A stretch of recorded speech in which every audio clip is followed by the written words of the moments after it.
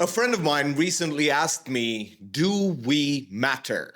And the answer is yes. But she didn't realize that in asking that question, that reveals so much about her life.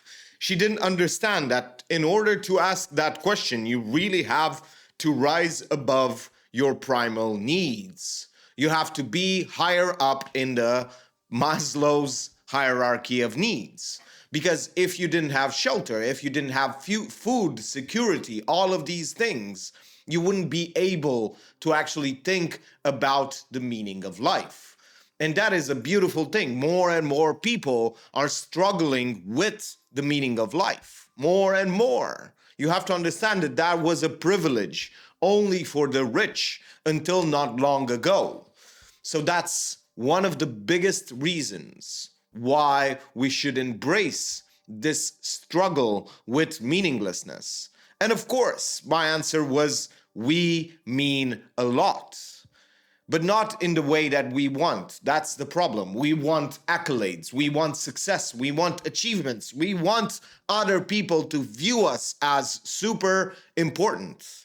But you see, we actually are more meaningful in other ways, in small ways, to other people, the impact that we have in our family, in our close friends group, whatever it is, whoever you encounter, it really matters because you are definitely making a difference in their lives. The closer you are to someone, the easier it is to get them to improve their lives or to change their lives or to do something better for them.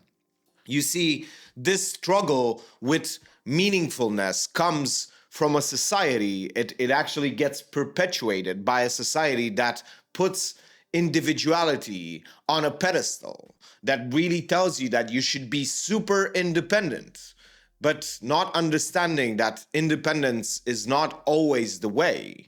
You really have to understand how to collaborate with others, how to care about others, because that's where meaningfulness comes from. If you only sit in your ivory tower and you become this hermit, this monk of not really interacting with others and just being as independent as you can be, it's really not a good way to feel meaningful, to feel fulfilled. All of these things, no matter how great they are, they pale in comparison of celebrating some success or some achievement with other people. You have to understand that whenever we are in big groups and we celebrate things, that celebration feels tremendous. It feels so much better to actually win as a group as opposed to win as an individual.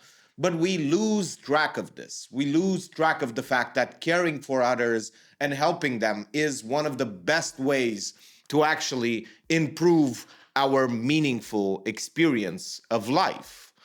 And that's the point. If you want to feel more meaningful, involve yourself. Don't help people with money. You don't have to do that. You can just be there for them. You can just be there as a friend, as a just an acquaintance, as a family member, whatever it is. You already know all of the people that would love that. You can go visit your grandma and then ask yourself, do I mean something after you visited your grandma who hasn't seen you in months? And yeah, do it before it's too late, because sometimes you want to do it when it's too late, when the time has passed and the meaningful experience is not no longer available to you.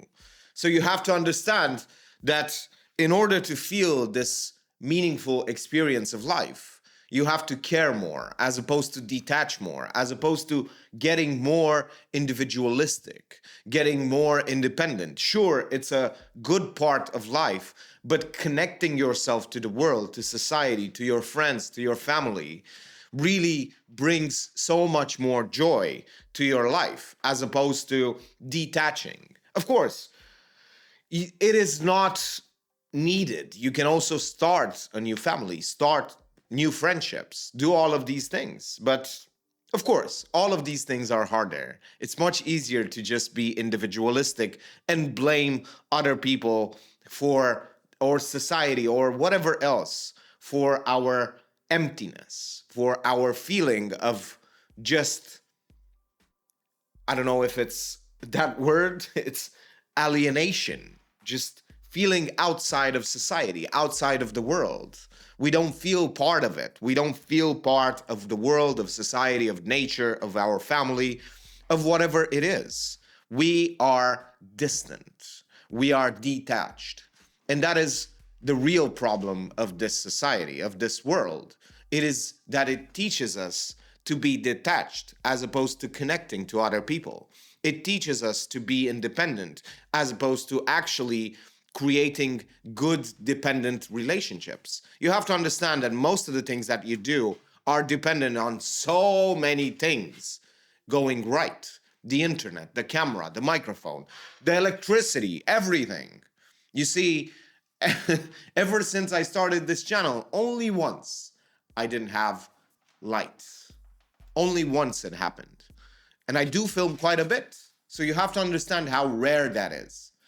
In a year and a month, or a year and 2 months, it has only happened once that I didn't have electricity. So you have to understand how interesting that is.